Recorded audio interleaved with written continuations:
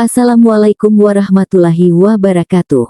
Selamat datang di channel As by Story. Jangan lupa like, komen dan subscribe serta aktifkan lonceng notifikasi agar tidak ketinggalan cerita menarik lainnya. Sekarang mari kita mulai ceritanya.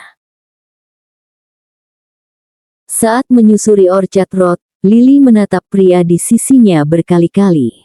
Ia tak ingin percaya melihat kenyataan yang terjadi padanya saat ini. Kedua sisi hatinya sudah sibuk saling beradu argumen di dalam hatinya, tapi hatinya memilih mengikuti apapun keinginan pria yang kini berjalan berdua bersamanya bagai sepasang kekasih. Ini pasti mimpi. Ini pasti khayalan yang belum selesai. Ini pasti karena Aji terbawa kebohongan mereka kemarin. Ini pasti sesuatu yang disiapkan Aji untuk membalas keisengan Lily kemarin. Tapi lo suka kan Li? Ngaku aja. Tagar sisi jahat berbisik sinis. Dan ya, hati Lily tak bisa berbohong. Lily menikmati kebohongan ini sejak awal. Ia bahkan nyaris melupakan pengaruh terhadap pekerjaannya. Ia nyaris tak peduli apapun. Begitu wajah Aji berada di hadapannya, semua logikanya ikut melayang jauh. Lagi pula siapa yang bisa menghindari pesona pria tampan ini? Dengan kantong tebal dan tawaran menggiurkan. Bahkan emak sangat perhitungan setiap kali Lily mengajaknya melewati Orchard Road. Pokoknya lewat aja ya, cuma lihat aja ya. Jangan beli apa-apa. Entar kita beli oleh-oleh segambreng di Bugis aja ya, Li. Tutup mata, tutup telinga ya, nak. Begitu kata emak tiap kali mereka liburan di Singapura dan Lily memilih tempat dengan toko-toko barang yang cukup menggiurkan itu. Tapi biasanya yang belanja banyak justru emak. Namanya ibu-ibu gaul macam emak, mana dia bisa melewatkan kesempatan toko dan mall dari barang-barang berkelas yang berjajar cantik menggodanya di sepanjang jalan itu. Sebesar apapun rasa suka emak terhadap semua barang berkelas, ia masih punya kendali. Begitu juga Lily. Manalah mereka berani masuk ke Ion Orchard, meski sekedar melirik Louis Vuitton, Dior, atau Dolce dan Gabbana. Itu sama saja mempermalukan mereka berdua saja. Tas seharga mobil atau pakaian seharga rumah takkan pernah mungkin ada dalam bayangan Lily bisa ia pakai. Sekarang kepala Aji malah sibuk celingak-celinguk menatap jajaran toko pakaian, sepatu dan tas mahal itu. Berulang kali Lily menarik tangannya, mencari perhatiannya agar mereka menyudahi tur ke toko-toko itu. Tapi Aji justru mempererat genggamannya dan menggandeng Lily semakin kuat. "Pak, di sini mahal," bisik Lily saat Aji berdiri cukup lama di depan tas berwarna merah muda. "Kamu masih suka pink?" tanya Aji menatap gadis itu tanpa peduli bisikannya barusan. Otomatis Lily mengangguk. "Itek tat bak. A pink one." Lily terperangah. "Do you have my girlfriend's size for that dress?" "Entat." Rahang Lily terbuka makin lebar. Sementara ia sibuk mencari cara agar bisa menolak, Aji sudah melepaskan genggamannya dan berbicara lagi dengan salesgirl yang melayani mereka. Lily tak bisa bicara apapun. Otaknya kosong. Antara keinginan memiliki benda-benda cantik menggoda dengan menjaga harga dirinya, ia tak bisa memilih. Lily tak bisa berdusta. Ia menyukai semua pemberian Aji. "Kamu sudah bantuin saya dapetin kontrak Theo. Ini hanya persentase bagian kamu di kontrak," ucap Aji saat mereka kembali menyusuri jalan Orchard. "Tunggu, persentase bagian? Insentif sales maksud si bapak iya?" Lily memandangi tas-tas belanja yang sedang dipegangnya. Kalkulator otaknya sibuk menghitung dan membandingkan kurs Singapura dolar dengan rupiah, dan itu membuat lututnya lemas. Hampir 200 juta. Tak bisakah bagian itu dirupiahkan dan ditransfer ke rekeningnya saja? Lily bisa beli mobil dengan uang sebanyak itu. "Saya tidak memberi insentif untuk karyawan yang belum sebulan kerja dengan uang. Ini sudah lebih dari cukup. Kamu jual saja kalau kamu maunya uang," kata Aji santai, seakan bisa membaca pikiran Lily. Setelah melihat, memandangi dan menghayal bisa memamerkan barang-barang itu dengan segenap keluarga dan sahabatnya nanti. Terutama pada emak, ibu super pelit. No way. Itu nanti setelah ia cukup puas memakainya. Lili membasahi bibirnya. Mendadak tenggorokannya terasa kering. Ia ingin sekali segera pulang sebelum Aji menghujaninya dengan lebih banyak hadiah yang sulit ditolak hingga membuatnya merasa harga dirinya makin tak tersisa. Tapi Aji belum mengakhiri perjalanan mereka. Usai menitipkan tas-tas belanjaan pada supir, mobil mengarah ke Bugis Street. Di tempat ini, Aji hanya memilih satu toko. Seorang gadis bukan keturunan asli Singapura menyambutnya ramah. Mereka seperti sudah saling kenal. Melihat keakraban mereka, setitik cemburu berkelebat di hati Lili. Keramahan gadis itu dianggap Lili terlalu berlebihan kalau sekedar hubungan antara penjual dan pembeli. Aji berbicara sekitar 5 menit, lalu gadis itu memberikan sebuah tas plastik. Setelah berpamitan, pria itu keluar dan menyodorkan tas itu pada Lili. Tak Lili sangka, tas itu ternyata cukup berat. "Ini apa sih, Pak?" tanya Lili kesal. Ternyata bukan diajak belanja, ia hanya dijadikan pengangkut belanjaan. "Titipan," jawab Aji sekenanya. Ia melihat ke arah lain. Lili mengikuti arah pandangannya. Rupanya jajaran restoran dan tempat makan yang menarik perhatian pria itu. Kebetulan tatapan Lili jatuh pada sebuah stol kecil yang menawarkan es krim dengan warna-warni mencolok. "Pak, Lili mau itu." Kontan Lili mendekat dan menarik lengan jaket Aji. Merengek, Aji menggeleng-gelengkan kepalanya. Tapi tetap saja ia berjalan mengikuti kemauan Lili. Membelikan keinginan gadis mungil itu. Selesai membeli es krim, Aji mengajak Lili singgah ke sebuah restoran dan memesan nasi lemak untuk mereka berdua. Tak sampai setengah jam di restoran itu, Aji kembali mengajaknya berjalan menyusuri Bugis Street. Kaki Lili mulai terasa pegal. Apalagi ia juga masih sambil membawa belanjaan dalam plastik yang berat itu. Tangannya beberapa kali menepuk dan mengurut pahanya yang mulai ngilu. "Capek?" tanya Aji saat melihat untuk kesekian kalinya Lili mengurut paha. Lili mengangguk dengan bibir cemberut. Pria itu tersenyum dan mengambil plastik di tangan kiri Lili. "Sedikit lagi. Kita ambil pesanan saya dulu, abis itu baru kita pulang ya," kata Aji dengan suara lembut dan terdengar penuh kasih sayang. Lili nyaris tak percaya. Tapi peduli amat. Lili sudah cukup senang terbebas dari beban berat yang harus ia bawa. Ternyata mereka mampir di toko coklat. Lili ingin menjerit sekuat tenaga melihat makanan favoritnya terhampar berbagai macam di depan matanya. Ia menahan nafas, memandangi seantero toko coklat penuh kekaguman dan terima kasih. Ternyata surga dunia itu benar adanya. Dan itu ada di sini, ada di toko ini. Tanpa peduli Aji lagi, Lili sibuk berlari ke sana kemari. Memeriksa bentuk, rasa, merek dan penampilan aneka coklat yang menggoda lidahnya itu. Dari satu konter ke konter lain. Dari jajaran box berbentuk kotak, bulat, tabung hingga potongan coklat kecil yang dibungkus pembungkus beraneka warna dan bentuk. Lili ingin membeli semuanya. Lili suka semuanya. "Lili." Seseorang memanggilnya. Lili menoleh. Tangan Aji melambai padanya tak jauh darinya. "Ayo, kita pulang sekarang." "What? Pulang sekarang?" Sebelum Lili sempat membeli barang sebiji coklat pun. Benarkah? Tapi pria itu seperti tak peduli. Ia sudah berbalik, berjalan keluar meninggalkan surga, toko coklat itu. Lili tergesa-gesa mengikuti, sambil sesekali menoleh. Toko impiannya, surga coklatnya makin lama makin jauh darinya. Semakin lama hingga menghilang dari tatapannya. Aji ternyata sama saja seperti emak. Emak juga tak pernah membiarkan Lili makan coklat.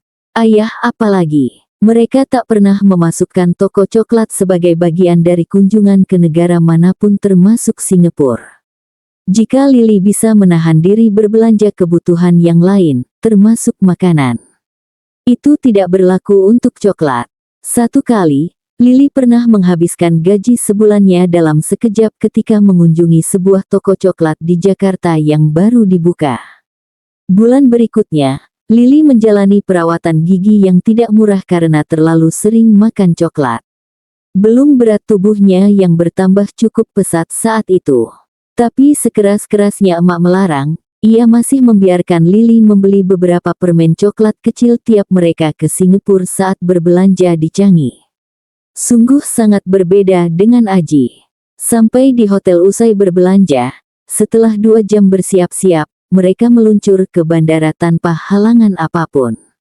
Lily memilih memasukkan semua belanjaan dalam koper setelah membuka bungkusannya. Ia tak memperhatikan belanjaan Aji saat pulang dari Bugis Street. Hatinya terlalu kesal karena tak sempat beli coklat. Lily kira ia akan sempat membeli sedikit dari toko-toko souvenir di Changi. Ternyata perkiraannya salah. Tak ada waktu untuk itu, karena Aji sibuk memintanya memeriksa beberapa hal.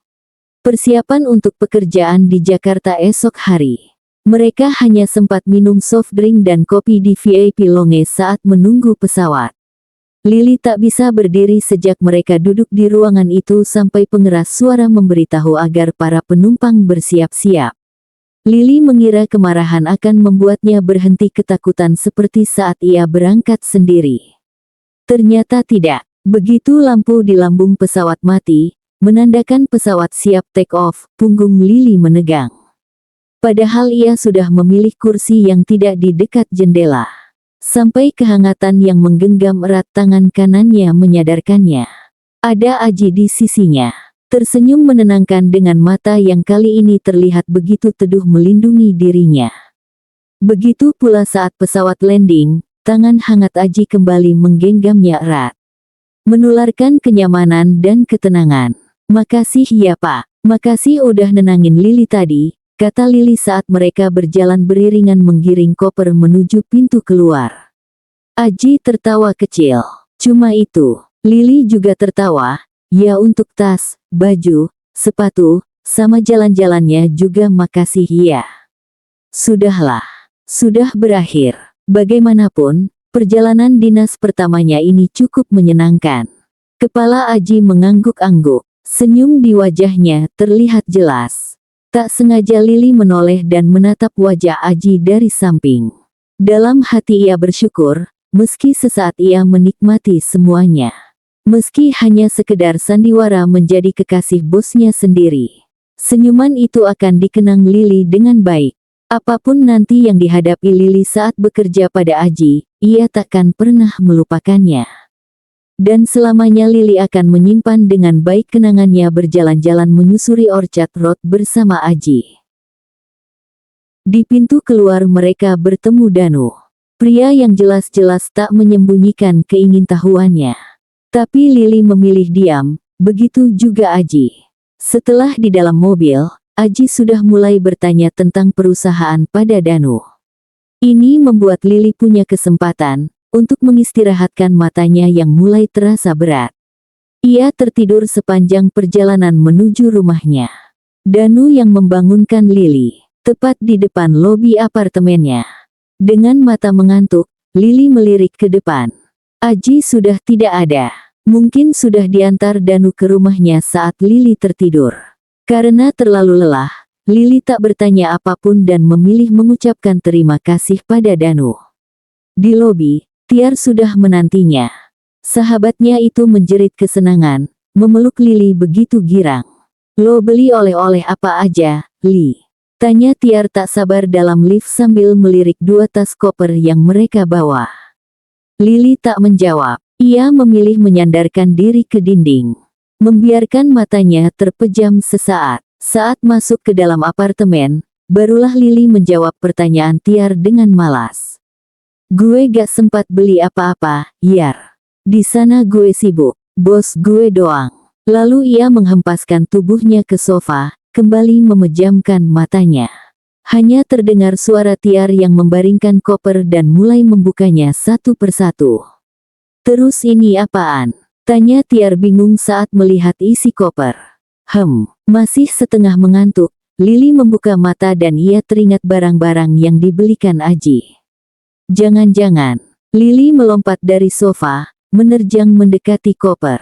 Tapi bukan kopernya yang dibuka Tiar. Koper itu berwarna hitam dengan pom-pom warna biru. Koper yang tadi dibawa Aji sepanjang perjalanan pulang. Lili menatap koper itu bingung. Ini bukan koper gue, Yar. Ini koper bos gue. Benarkah? Cepetan lo hubungi bos lo. Buru-buru Lili mencari tas tangan yang barusan ia lempar asal-asalan ke salah satu kursi dekat sofa. Begitu ketemu, ia mengambil ponsel dari dalam tas. Segera mengirim pesan melalui WhatsApp. "Nih, Pak Aji, koper Bapak ke bawah sama Lili." Jantung Lili tiba-tiba berdebar. Ya ampun, baru juga berpisah. Cuma info begini aja, jantungnya sudah berpacu cepat. Lalu saat Lili masih sibuk menenangkan jantungnya, sebuah pesan balasan masuk. "My lovely bos galak, ini bukan ponsel pribadi. Urusan pribadi pakai yang satunya. Nomor satunya." "Yang mana?" Lili mulai panik. Ponsel bergetar sekali lagi. Sebuah pesan lain masuk. 0852107653X, yang ini. Lili bengong. Memandangi layar ponselnya tak percaya. Nomor ini kan. Itu nomor yang beberapa hari lalu ia kira dari Bang J. Dari kakaknya yang sering jahil padanya. Yang ia kira hanya sekedar perang untuk mengerjainya. "Nih, Pak Aji." Jemari Lili gemetar saat mengetik nama itu. 0852107653X, "Kalau pakai yang ini panggil saya Mas Aji." Jerit Lili. Ponsel melambung jatuh ke atas sofa. Nafasnya tersengal-sengal ketakutan menatap ponselnya yang kini tertelungkup di atas sofa. Tiar yang sedang berjongkok menutup kembali koper hitam sampai ikut melonjak mendengar jeritan Lili. Gadis itu tergopoh-gopoh mendekati sahabatnya. "Ada apa? Gue berdosa, Yar. Gue kena tulah. Gue bakal mati, Yar. Gue udah mati." Bibir Lili berkomat kamit tidak jelas. "Apaan sih lo? Gak jelas banget." Tiar menghampiri ponsel dan mulai memeriksa serta membaca pesan-pesan yang barusan membuat Lili ketakutan. Mata Tiar makin lama makin membulat, hingga ia pun berucap, "Gila lo, Li. Bos lu rayu begini. Astagfirullah. Tolong gue, Yar, please. Gue harus jawab apa?" Rengek Lili takut. Ponsel bergetar lagi. Kali ini Tiar yang kaget. Ponsel kembali melambung, jatuh di sofa. "Kunyuk, kenapa HP gue lo lempar?" Jerit Lili kesal. Menatap marah pada Tiar. "Lah tadi lo juga ngelemparkan." Jawab Tiar tak mau kalah. "Itu kan barang gue. Serah gue. Emang lo mau HP lo gue banting?" Teriak Lili lebih keras. Tapi Tiar tak menjawab. Gadis itu mengambil HP Lili lagi dan membuka pesan yang baru masuk. Ia tersenyum sebelum menyodorkan ke Lili. "Nih, baca deh." Setelah memberikannya, Tiar kembali ke koper hitam itu. Membaringkannya lagi. Sementara Lili membaca pesan yang baru masuk itu. 0852107653X, "Koper itu memang buat kamu. Kan saya udah janji. Semuanya ada kan? Semua yang kamu minta itu." Jadi, Lili men-scroll pesan sebelumnya dan bergegas ke koper hitam yang kini sudah dibongkar satu persatu oleh Tiar yang sibuk memilih dari segepok gantungan kunci berciri khas Singapura. Sekotak coklat, selusin gantungan kunci, dan satu setel pakaian beserta aksesorisnya di koper milik Lili sendiri. Tak hanya itu, Lili menemukan beberapa hiasan meja, t-shirt, 3 kotak coklat lain yang lebih kecil, tas dan dompet lain.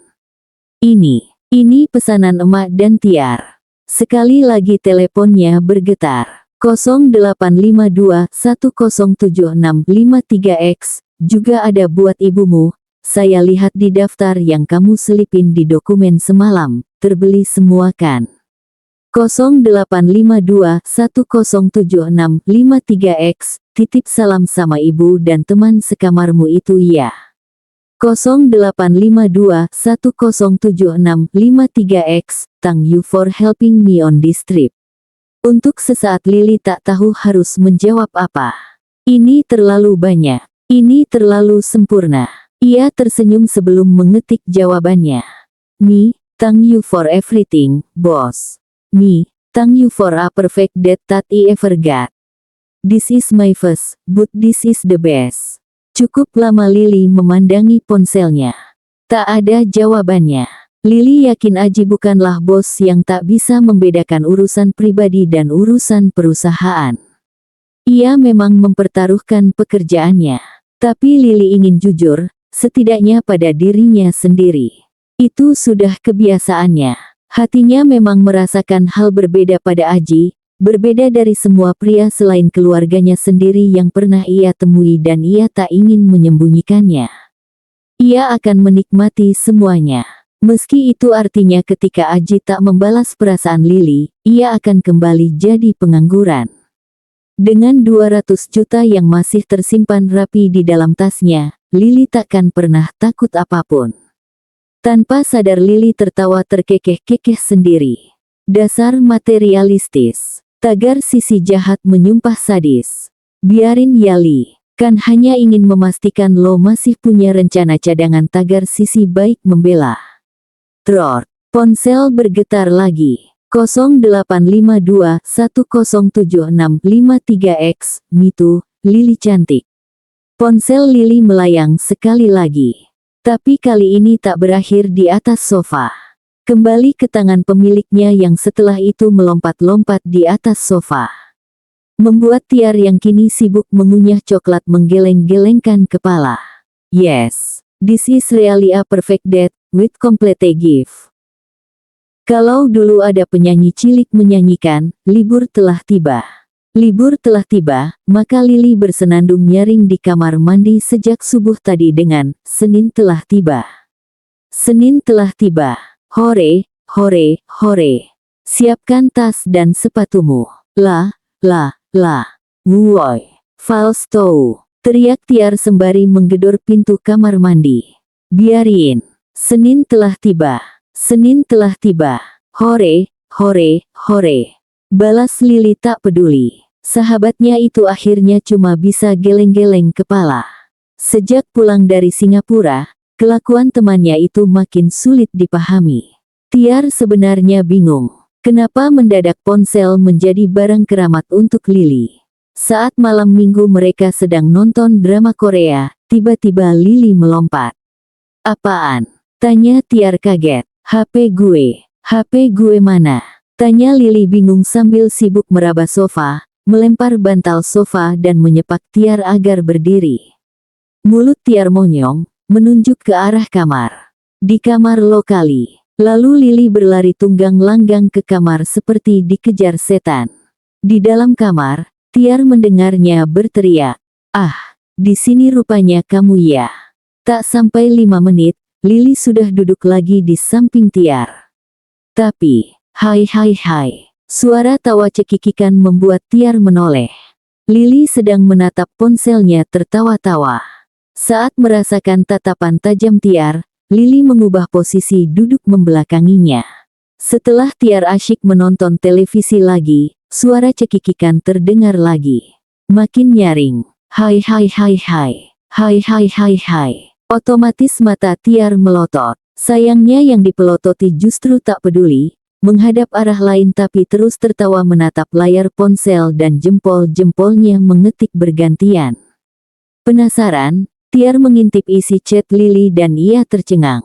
My lovely bos galak, emang kenapa selama ini gak punya pacar?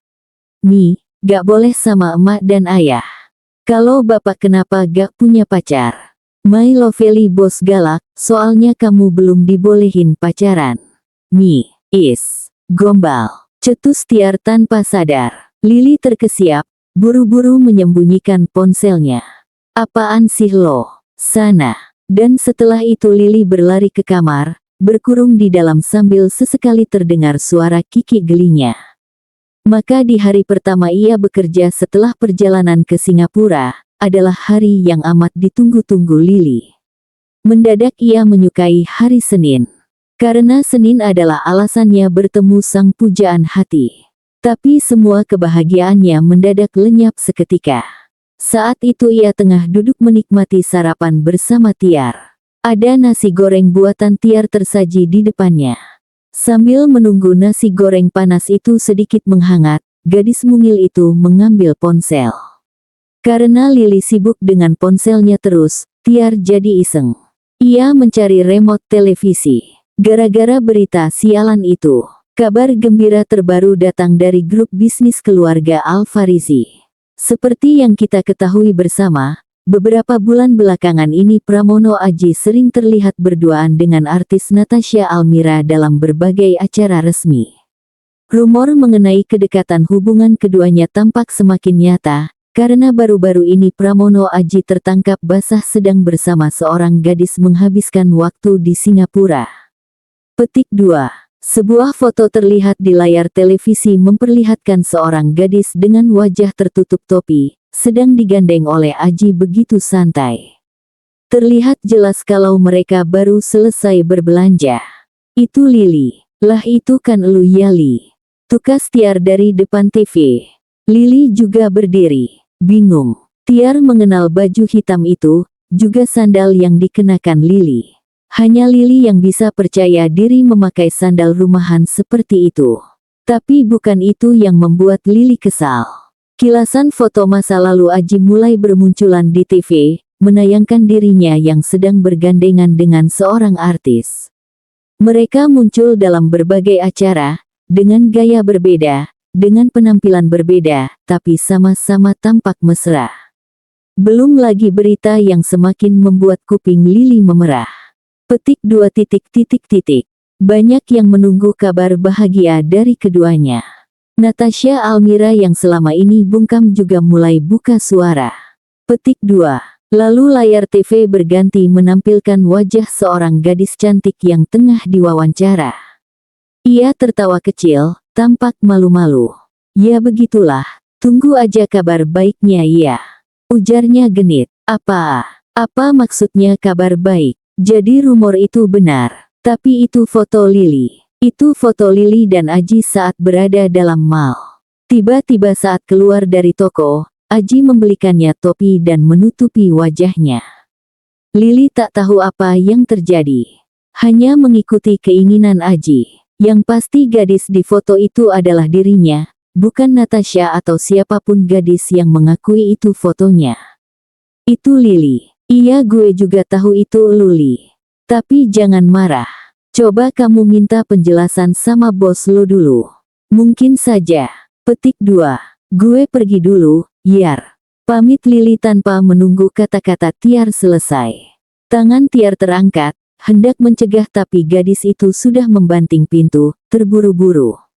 Tiar melirik piring sarapan milik Lili di atas meja makan. Nasi goreng buatannya masih utuh. Lili baru duduk saat ia menyetel TV tadi. Baru satu suap. Keluhan kecil keluar dari bibir Tiar, sebelum ia menghela nafas. Ia harus bersiap-siap. Semoga tak terjadi apa-apa. Lili gadis yang otaknya berpikir lambat, tapi tindakannya sangat cepat. Emosinya gampang meledak dan ia tak pernah peduli konsekuensinya. Itu sebabnya Tiar memilih menolak peluang pekerjaan selama Bang Jaya bekerja di luar kota, daripada membiarkan sahabatnya itu sendirian, terutama saat emosinya sedang tak karuan seperti sekarang. Seperti biasa, Tiar mulai masuk ke kamarnya dan berganti pakaian. Siap menyusul gadis itu ke kantornya. Kunci mobil, dompet dan semua yang penting sudah ia siapkan. Tanpa diketahui Lili, inilah tugas Tiar selama ini. Ia bukan hanya sahabat Lili. Ia yang menjaganya. Hanya Bang Jaya, emak dan ayah yang tahu. Tiar mungkin tidak tahu kalau gedung GE punya keajaiban yang tak dimiliki oleh gedung-gedung lain. Gedung ini bisa menurunkan emosi Lili. Setelah lagi-lagi tersesat, hingga ke pintu darurat, balik lagi memutar dan barulah Lili menemukan pintu lift. Itu setelah seluruh emosinya yang berkembang penuh selama dalam perjalanan terkuras habis karena ia kebingungan mencari lift. Padahal sudah hampir sebulan Lili bekerja, dan ya, memang hanya jeda 3 hari ia libur karena tugas luar kota, tapi ya masak ia karyawati bisa tersesat di gedung kantor tempatnya bekerja. Karena cuma kamu yang mungkin mengalaminya, Li tagar sisi jahat mulai menggoda.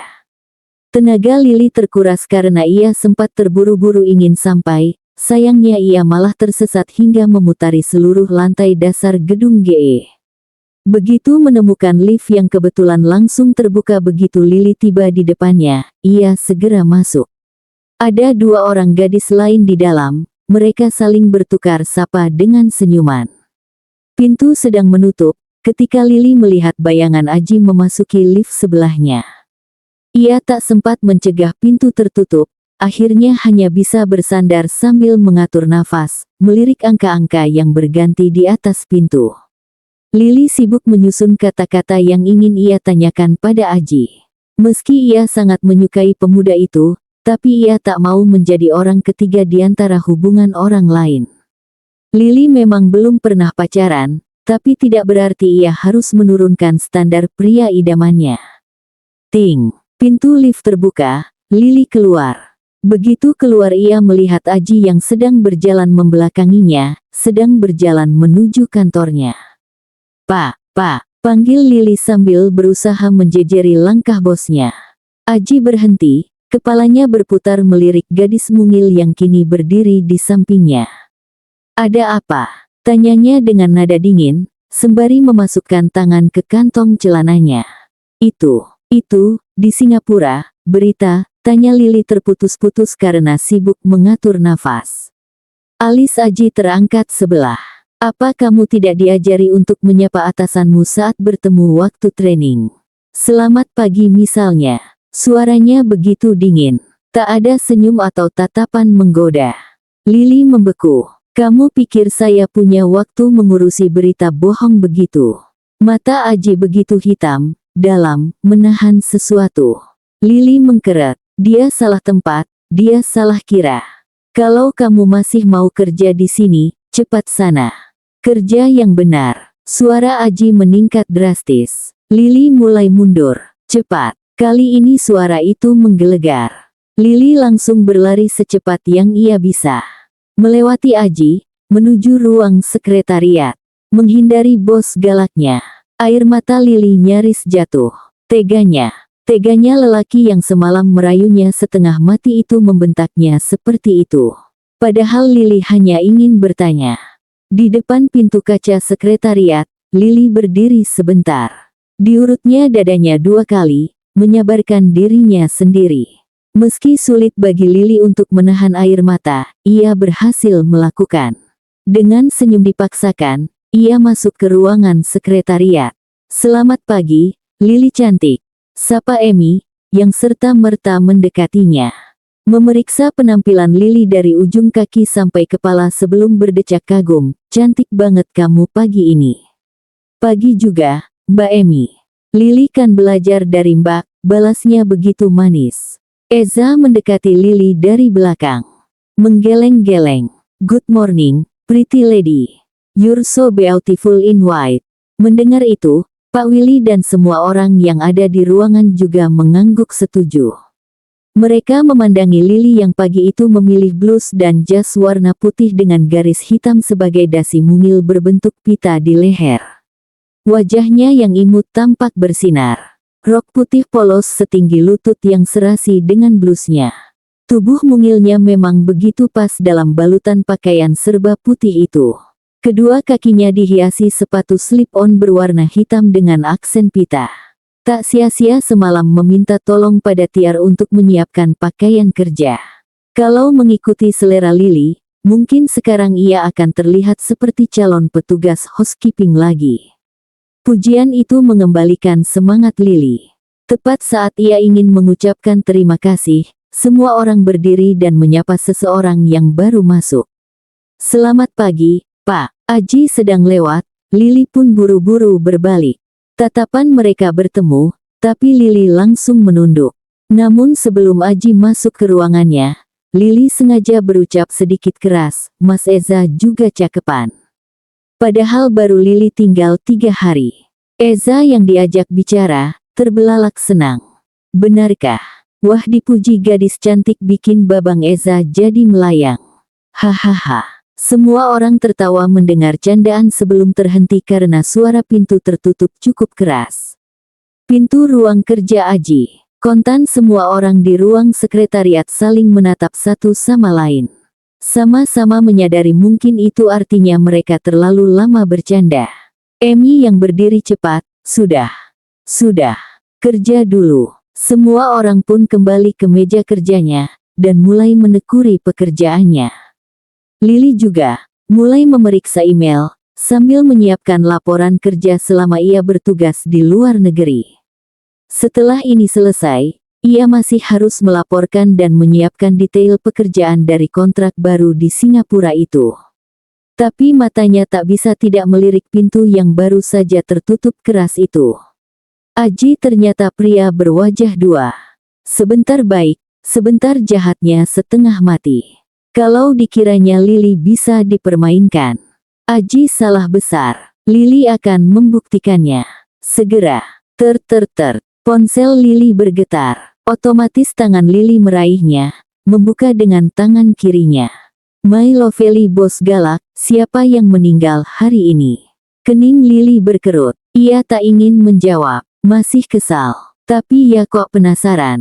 Akhirnya, maksudnya, menunggu beberapa detik, jawaban diterima. My lovely bos galak, itu pakai baju serba putih begitu. Kayak ada yang meninggal aja. Lily menahan geram. Dengan cepat jempolnya mengetik. Enak aja, ini kan baju hadiah dari Tiar saat ulang tahunnya. Baju kesayangannya. Baju yang paling ia suka karena baru pertama kali ini semua orang memuji penampilannya. Lagi pula ada aksen hitam sebagai dasi dan beberapa ornamen bunga di blusnya itu. Ini bukan baju orang berduka. Iya ada yang meninggal. Bapak mau tahu? Tak sampai sedetik jawabannya muncul. My lovely bos galak, siapa? Serius, siapa? Dengan mata bersinar marah, Lily mengetik perlahan-lahan, sengaja melambat-lambatkan. Tuan Pramono, Aji, Al, Farizi. 1, 2, 3. Senyum tipis sinis muncul di bibir Lily sambil menatap pintu ruang kerja Aji. Lily, masuk kamu ke ruangan saya sekarang. Teriakan keras terdengar dari dalam mengejutkan semua orang di ruangan itu. Wajah Emi memucat, Willy dan Lukas berdiri spontan, Mira melepaskan pulpennya, Vania berlari keluar dari ruang sekretariat, dan Eza terpaku di kursinya. Semua menatap ke arah pintu ruang kerja Aji. Hanya Lily yang berdiri, santai berjalan masuk bahkan masih sempat melemparkan senyum pada semua orang yang ada di ruangan itu. Ini Lily, dan jika Aji mengira ia takut, maka pria itu salah. Bersambung.